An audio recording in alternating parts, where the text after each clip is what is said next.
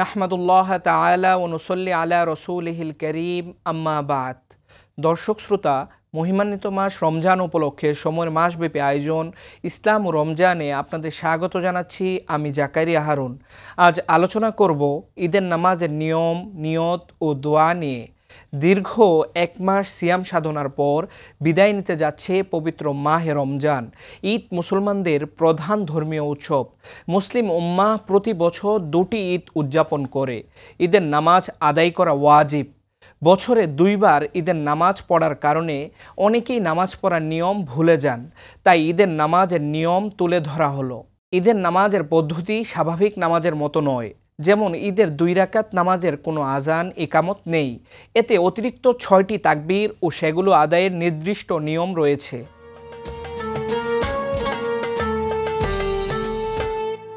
নাওয়াইতু আন উসল্লি লিল্লাহি তাআলা রাকাতাইন সলাতি ঈদুল ফিতরি মা সিত্তিত তাকবীরাতি ওয়াজিবুল্লাহি তাআলা ইকতাযাইতু বিহাযাল ইমামি মুতাওয়াজ্জিহান ইলা জিহাতিল কাবাতি শরীফাতি আল্লাহু আকবার। অর্থ, আমি ঈদুল ফিতরের 2 রাকাত ওয়াজিব নামাজ অতিরিক্ত 6 তাকবীরের সঙ্গে এই ইমামের পেছনে কেবলামুখী হয়ে মহান আল্লাহর জন্য আদায় করছি, আল্লাহু আকবার।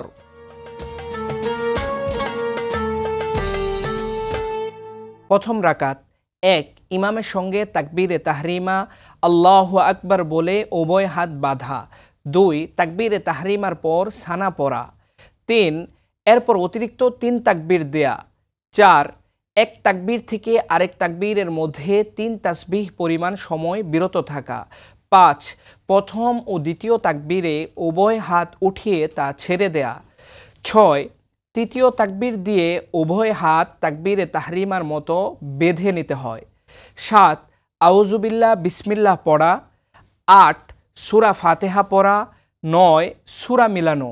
এরপর নিয়মিত নামাজের মতো রুকু ও সেজদার মাধ্যমে প্রথম রাকাত শেষ করা।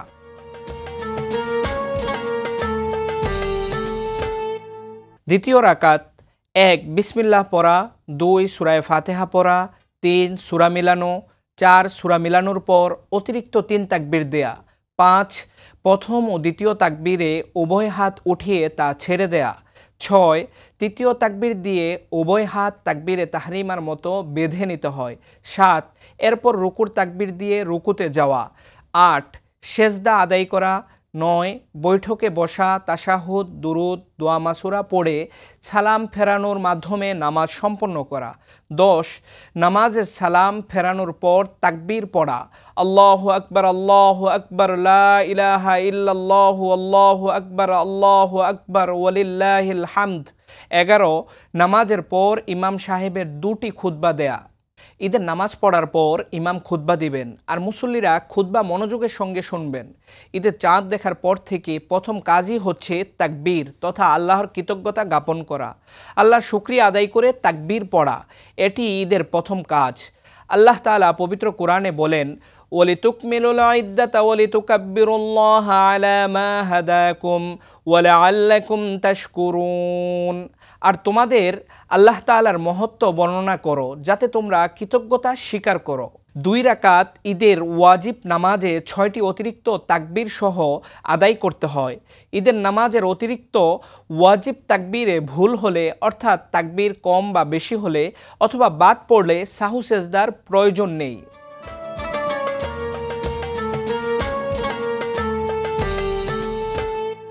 প্রিয় সুধী, রমজানের রোজা সঠিকভাবে পালনের জন্য রমজান সম্পর্কিত গুরুত্বপূর্ণ মাসালা জানা জরুরি। তাই এ সংক্রান্ত 2টি মাসালা এখানে উপস্থাপন করছি। একজন জানতে চেয়েছেন, ঈদের নামাজ কোথায় পড়া উত্তম? ঈদের নামাজ ঈদগাহে ও খোলা মাঠে পড়া সুন্নত। রাসূল সাল্লাল্লাহু আলাইহি ওয়াসাল্লাম এবং খুলাফায়ে রাশিদিন সকলেই ঈদের নামাজ ঈদগাহে পড়তেন। হযরত আবু সাঈদ খুদরি রাদিয়াল্লাহু তাআলা আনহু বলেন, কানা রাসূলুল্লাহি সাল্লাল্লাহু আলাইহি ওয়াসাল্লামা ইয়াখরুজু ইয়াউমাল ফিতরি ওয়াল আযহা ইলাল মুসাল্লা। রাসূল সাল্লাল্লাহু আলাইহি ওয়াসাল্লাম ঈদুল ফিতর ও ঈদুল আযহার দিনে ঈদের নামাজের জন্য ঈদগাহে যেতেন। আরেকজন জানতে চেয়েছেন ঈদের নামাজে মাসবুক হলে কি করবে। কেউ প্রথম রাকাতে ঈদের অতিরিক্ত তাকবীর বলার পর ইমামের সঙ্গে শরিক হলে সে তাকবীরে তাহরিমা বলে নিজে নিজে অতিরিক্ত তাকবীরগুলো বলে নেবে। চাই এক্ষেত্রে ইমাম সাহেব কেরাত পড়া অবস্থায় থাকুক, কিন্তু এক্ষেত্রে নামাজে শরিক হওয়ার পর দাঁড়ানো অবস্থায় রুকুর আগে আগে তাকবীর আদায়ের সুযোগ থাকা সত্ত্বেও যদি আদায় না করে তাহলে পরে আর রুকুতে তাকবীর বলবে না। শেষ বৈঠকের তাশাহুদের পর কেউ জামাতে শরিক হলে সে ঈদের জামাত পেয়েছে বলে ধর্তব্য হবে।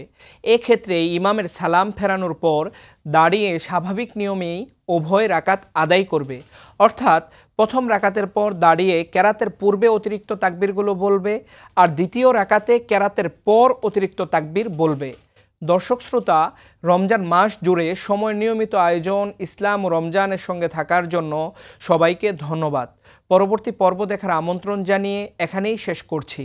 আসসালামু আলাইকুম ওয়া রাহমাতুল্লাহি ওয়া বারাকাতুহু।